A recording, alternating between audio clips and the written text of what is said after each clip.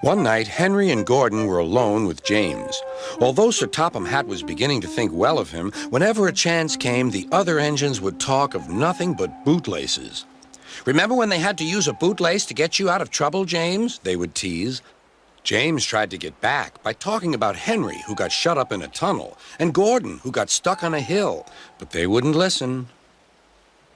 "You talk too much, little James," said Gordon. "A fine, strong engine like me has something to talk about. I'm the only engine who can pull the express. When I'm not there, they need two engines. Think of that. I've pulled expresses for years and have never once lost my way. I seem to know the right line by instinct." Every wise engine knows that the signalman sets the switches to make the engines run on the right tracks. But Gordon was so proud he had forgotten. "Wake up, James," said Gordon next morning. "It's time for the express. What are you doing? Odd jobs? Ah, well, we all have to begin somewhere, don't we? Run along and get my coaches. Don't be late." James went to get Gordon's coaches. They were all shining with new paint. He was careful not to bump them, and they followed him smoothly into the station singing happily, "We're going away! We're going away!" "I wish I were going with you," said James. "I should love to pull the express and go flying along the line." Gordon, with much noise and blowing of steam, got ready to back onto the train.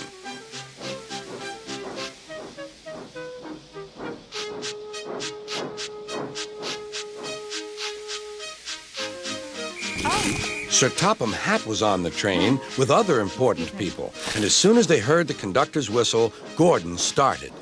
"Look at me now," he puffed, and the coaches glided after him. "Boop, boop, boop, boop, boop. Goodbye, little James. See you tomorrow." James watched the train disappear and then went back to work. He pushed some freight cars into their proper sidings and went to fetch the coaches for another train. James had just brought the coaches to the platform when he heard a mournful noise.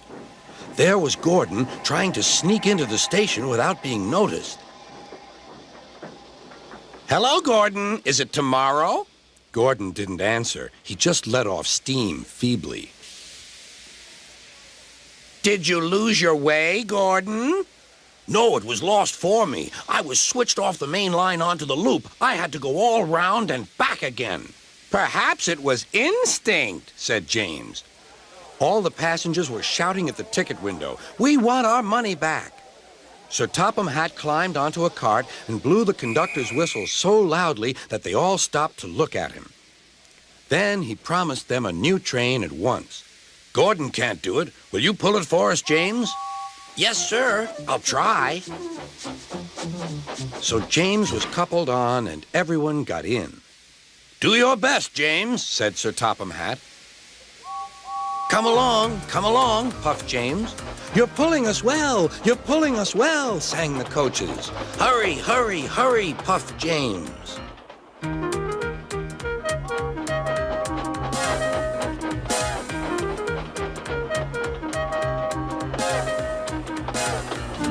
Bridges and stations flashed by. The passengers cheered, and they soon reached the station. Everyone said thank you to James, and Sir Topham Hatt was very impressed. "Well done. Would you like to pull the express sometimes?" "Yes, please," answered James. Next day, when James came by, Gordon was pushing freight cars. "I like some quiet work for a change," he said. "I'm teaching these cars manners. You did well with those coaches, I hear." "Good. We'll show them." And he gave his cars a bump. James and Gordon are now good friends. James sometimes takes the express to give Gordon a rest. Gordon never talks about bootlaces, and they're both quite agreed on the subject of freight cars.